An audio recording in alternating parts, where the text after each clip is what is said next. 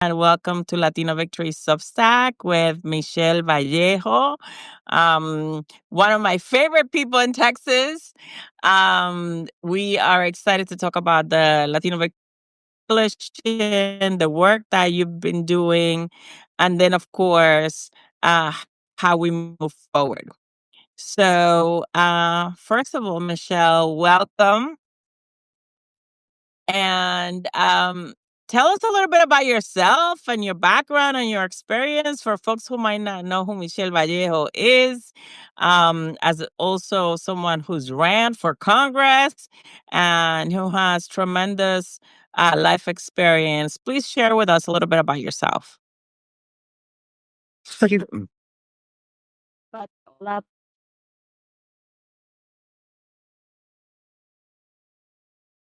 but I'm really grateful be able to launch this week conversation with you and to share about the amazing work we're doing here in Texas and the working tech.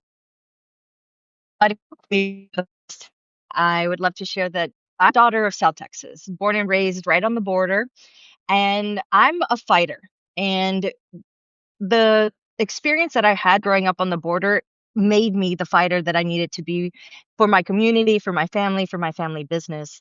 So I'm calling in right now from McAllen, Texas, just minutes away from the closest international bridge we have here with Mexico. And I grew up at my family business, which is a flea market, and it's just about 8 miles away from that bridge. And that's where I learned to work with my vecinos, work with my family, not to wait for anyone to solve our problems, but to identify those problems and demand the solutions and the resources that we need to help ourselves. Our community down here in South Texas and throughout the entire state of Texas, our Latino community is very proud of being hardworking, of being very family oriented, of standing up and showing up for our vecinos when they need help. And that is how I ended up running for Congress. So through my fight in at my family business at the flea market, particularly during COVID, I had to speak up because there was not enough resources in Spanish when they were implementing shutdowns. And our community was already very, very concerned and frightened, but we didn't have any direction. And so I spoke up and I said, merecemos mejor. We need a lot better. Because down here in South Texas, our families are bilingual, they're multi generational. We depend on each other, but if we don't have direction and we don't have resources, it goes from a bad situation to worse. Something else that really shaped me and that I gained a lot of confidence and um, a lot of strength to share was my mom's own healthcare journey as well. She lived with an autoimmune disease since I was about 4 years old. She struggled with it for about 15 years. And through that time, she lost her insurance. We didn't have access to the specialty care that she needed. And the only option for her and for my family was to go to Mexico. And that is something that's very common when families here in South Texas and throughout the state of Texas, and I've learned throughout the entire United States as well, we have a lot of people who come to Mexico, who come to the border to get medication, to get that specialty care, even to get dental work because it's not affordable for them or their families. And I see that as wrong. That situation needs to change. And those were the motivators behind me running for Congress. My community actually nominated me to run. And I had some doubts, but I called my dad and I said, hey, guess what? There's something crazy going on. There's something in the water. People are convinced that I could jump in and run for Congress and win. And I think I might gain some experience before I jump in. But my dad told me, Mija, if your community believes in you, then you should give yourself a shot and believe in yourself too. And with my dad's full support and his blessings, we haven't looked back. And I was a two-time Democratic nominee in the battleground district of Texas 15, right on the border. Two-time endorsed candidate by Latino Victory. So I know this is not the first time y'all are getting into tough fights in Texas, and I appreciate y'all very, very much for that. And now being in this conversation and at the table alongside you, Catherine, alongside many other partners that come with Latino Victory, I am more hopeful than ever for our Latino communities here in Texas, despite all this gerrymandering nonsense, despite all of these efforts from the GOP to rob us of our representation. There's people like you, there's people like me, and there's everyday people like my neighbors and the people that I know throughout the district and throughout the state of Texas that are ready to get to work. And so I'm honored to be here and excited to share with everybody what we have in store. I appreciate you so much, Michelle, for jumping in the fight again. I know for a lot of folks, running for office, it's blood, sweat, and tears, right? Um, and especially if we don't necessarily see the results that we want. And especially coming out of the 2024 election for Democrats, we are, come to hard truth. We rebuild. Uh, you know, support the largest number of candidates that we ever had before, to help elect 63 Latinos across the United States, um, at all levels of government. But obviously, that's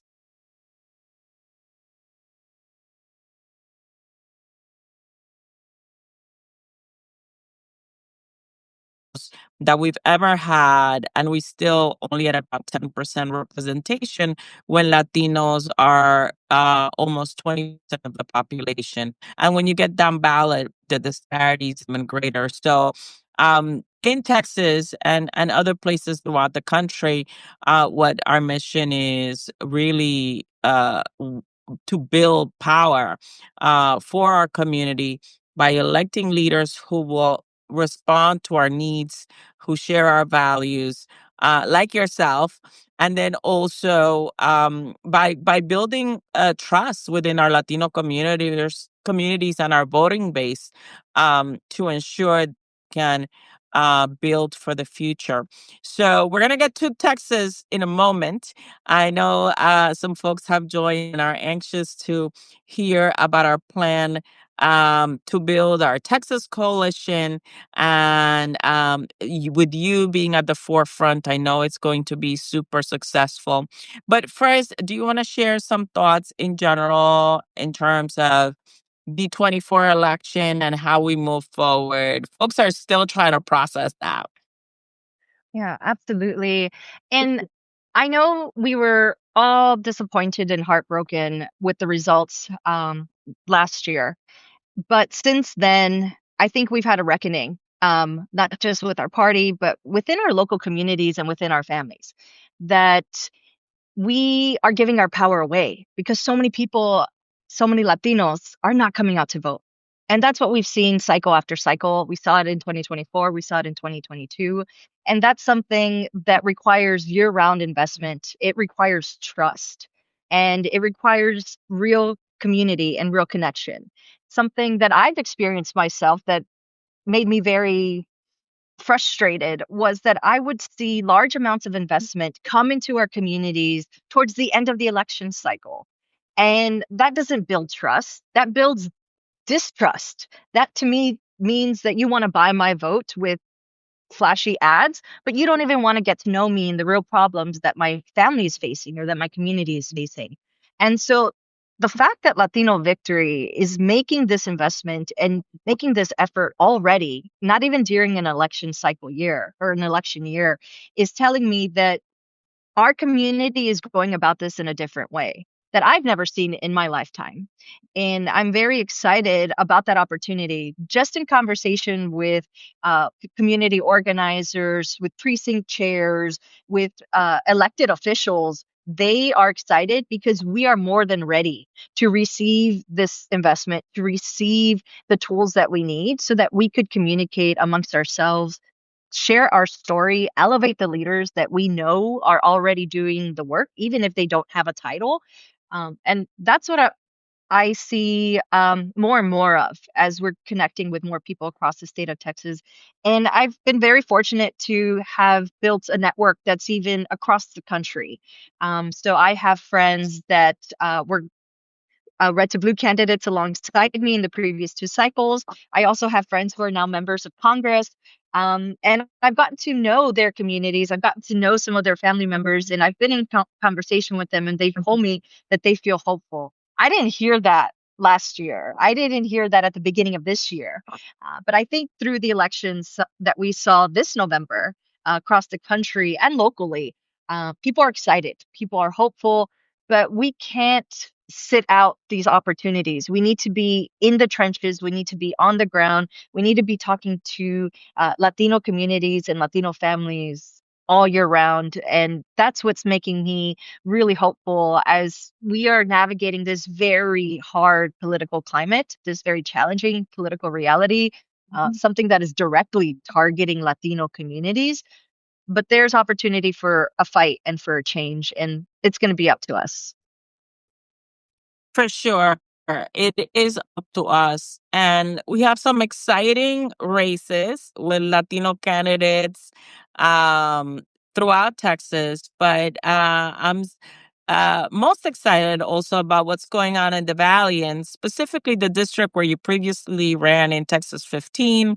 We have Tejano artist Bobby Pulido, who is looking to turn that seat from red to blue. We also have Vicente Gonzalez, who's running for reelection in his seat. We have Gina Hinojosa, who's running statewide, and so many other candidates. Um, and what comes across to me, having done two recent swings through the state, is that people are ready, right? They're excited. There's motivation because folks understand that not only do we need change, right, and feel threatened by some of the actions of this administration, but also they want to build for the future. And so, specifically, when I was in the Valley recently, I noticed the close connection with folks who live across the border. Um, with Mexico, right? And so folks would go to the restaurant across the bridge, or, take their kids to school or visit a particular, store, and then come back. So there's a real close connection for folks who live across La Frontera. And then also for those maybe in Dallas or San Antonio, the concerns might be a little bit different. How do you see folks coming together?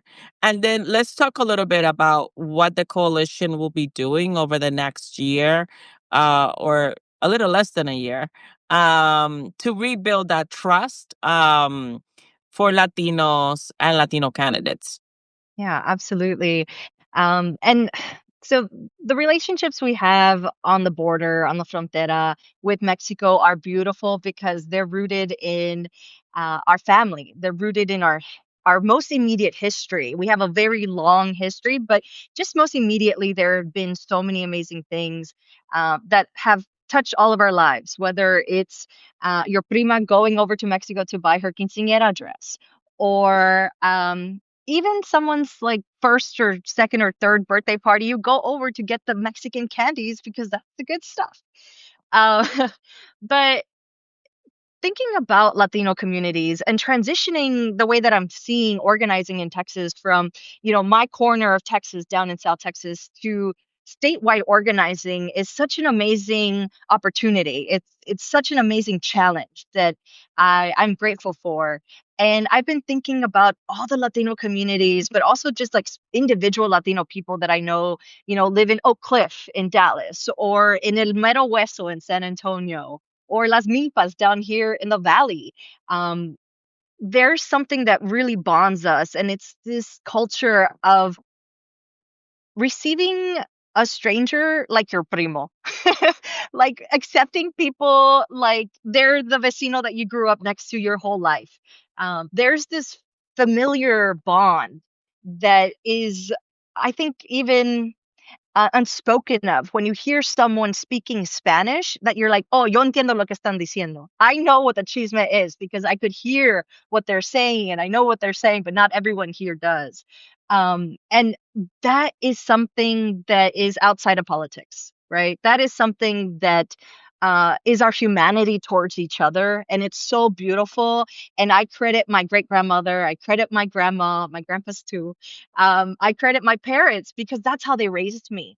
And I see that in my Latino peers across the state of Texas. And that's why I'm so excited to have this opportunity to be part of La Fuerza that's going to bring us together, that's going to convene us. Because something else aside from hearing excitement and this glimmer of hope that's coming back in our Latino communities, it's the fact that they're ready.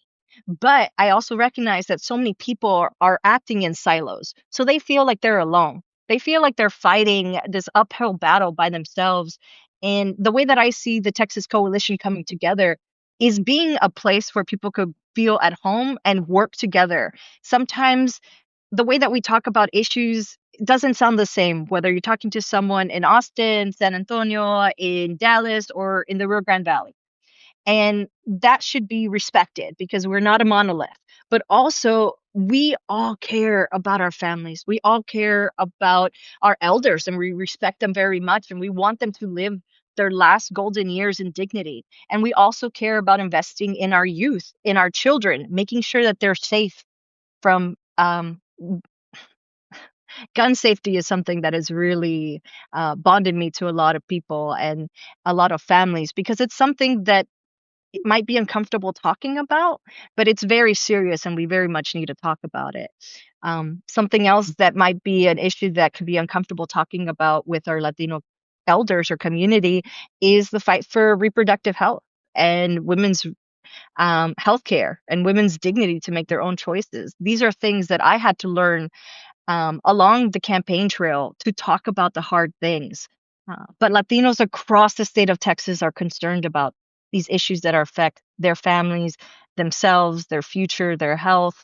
And that's how I see us coming together because we have this cultura de corazón that just bonds and connects us.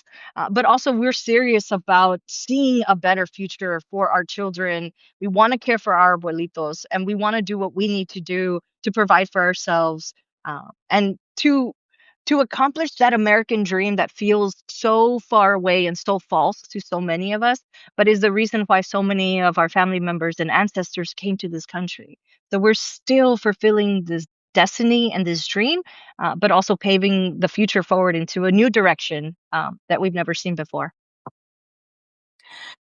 Absolutely. And I'm excited about that because it's a shared resilience, right? The time of tremendous challenge is building community together. And so, in terms of the coalition, right, what we're looking at is building synergies between the organizations that are already doing work on the ground to see where we can collaborate and scale up activities. It's recruiting candidates in terms of those who could run this cycle and beyond, but also training them to run successful campaigns through our Path to Victory program and also supporting them through our endorsement process if they decide to run. It's also fighting misinformation and disinformation at every level in English and in Spanish and creating programming all around the issues that impact our community. And so with all of those things, and you kind of hit the nail on the head, what we're really talking about is organizing year round and that investment not only around elections. And so in terms of some of the groups that you've already started to speak with and build community around, um what are some of the things that you're seeing? What are some of the issues that they're raising that they find important this coalition to start working on? Yeah, so you're correct to say and recognize that there are organizations that are deeply rooted in their communities and have been doing amazing work for generations to serve their most immediate communities. And so we definitely want to help elevate and amplify their work. And through my conversations with a handful of organizations throughout the state, people people are talking about the same thing actually. And one of those things is the affordability. They can't afford their medicinas, they can't afford pañales, they can't afford the tortillas. They're like, this is crazy. Even people who voted for Trump, and believe it or not, I know a few of those, um, because they thought that things were going to be different. And actually, they are different, but they've gotten a lot worse for our families in a community. Uh, Down here, What is it they say? We've seen this movie before, and the sequel is always worse than the original. it's true. It's true. Another thing that I'm hearing across the board from everyone is the inhumanity of the ICE raids that are targeting hardworking people who are working with the system to do things the legal way. But it's been a moving goalpost. So it's very different based on where you come from, your reason for seeking asylum, or your pathway to citizenship. It's not clear. So there's a lot of fear in our communities that are affecting not just everybody's everyday life, but it's affecting the bottom line for large industries like the construction industry, for example. Also, healthcare is another industry that's being affected. And there are many others, entertainment, food and food. I was going to say food and wine, but dining and some of the more niceties of life, the luxuries that we have of going out to eat right now, it's different for our community. I live in South Texas, and we have a border patrol checkpoint about 50 miles or 75 miles from where I'm at right now. And it's always felt like a little bit of a bubble because we knew some people didn't have access to leave. So some people are landlocked down here in South Texas. But now I feel like that has crept throughout the state to where people are afraid to even go to their local community grocery store. My background and my upbringing and my family business being a flea market, that is another community that has been drastically impacted by even the rumors of the raids. But now we know what's happening. We see it with our own eyes. We know people who have been affected by it, and it's something I even talk about with my own church community. So it's something we're talking about across all industries, all interest groups. It's gone past politics and into other sectors and other segments. So those are the two main things that I've been hearing here in Texas. Things are more expensive than they were last year, and we're not seeing a clear path in sight to bring these prices down. And the other thing is our entire life and community has been disrupted by an inhumane power grab through ICE and through Homeland Security and the current administration. And certainly, those are the two main issues that we're seeing across the country in terms of buyer's remorse, right? For those who voted for Trump or for those who maybe stayed home. Um, there's still also a lot of folks who did come out, who did uh, go down the line in the Democratic ticket that maybe were a little bit unsure. So as we continue to build buy-in, right, and rebuild our coalition, there's always been about 30% of Latinos that voted Republican. Um, what we've seen, though, since 2016, more significantly, is an erosion of that loose coalition, right? That was able to give Democrats the Latino vote. And what happened in essence was, in some ways, many will say, we were taken for granted. And so as we continue to build and rebuild that trust back for Latinos who feel disengaged, that politics abandoned them because the prices are too high and they don't see a clear path for economic opportunity in our country, and perhaps feel their lives disrupted, and perhaps feel that the administrations, not just the current one, but for years have failed them because of unfulfilled promises. It's really about how we have those conversations again by providing support directly within those communities, working with the local groups. And I'm so grateful to have you as a partner in this process because I know that you really care about how we do this and making sure that we do it right. As we're running into time, is there anything else that you wanted to add for our viewers at home? And of course, those who'll be watching the program later on, as it relates to our program in Texas? Yeah, I would absolutely. say So stay tuned. I was gonna say, I was like, follow along, subscribe to the Substack, go to all of the Latino Victory social medias. You could find me as well, and stay tuned. But also get ready because I'm gonna be reaching out to you. Latino Victory is gonna be reaching out to you if you don't reach out to us first, because we need to work together. We need to build this coalition, and it's not just people in office; it's everyday people like you and me that needs to be working together in order to move the needle.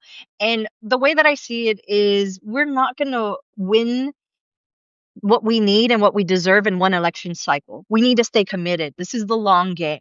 And we're going to have to go cycle after cycle and keep building. So this is not even just the beginning. This is the continuation of work that has been done for decades and generations, but specifically for Latino Victory to be putting the spotlight on Texas. This is a national spotlight and ringing the alarm to everyone to pay attention is amazing. And I'm so grateful to you as well, Catherine, and your leadership, because I know you had a lot to do with that.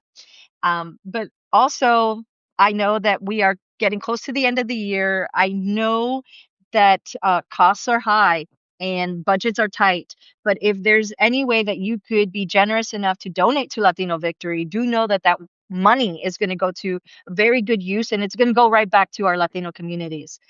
So if you're feeling like you want to do something for the holidays, it's generous, it's going to give back to your community, you could donate to Latino Victory, and we'll make sure to put that to really good use. Thank you so much, Michelle. And thank you to everyone. And you could go to latinovictory.org and there's a nice bright red button to donate, as well as additional information around our candidates, our work, and how you continue to engage and participate. If we're alive in this moment, nobody can sit it out. So thank you and have a good day. Happy Thanksgiving, everyone. Happy Thanksgiving, everyone.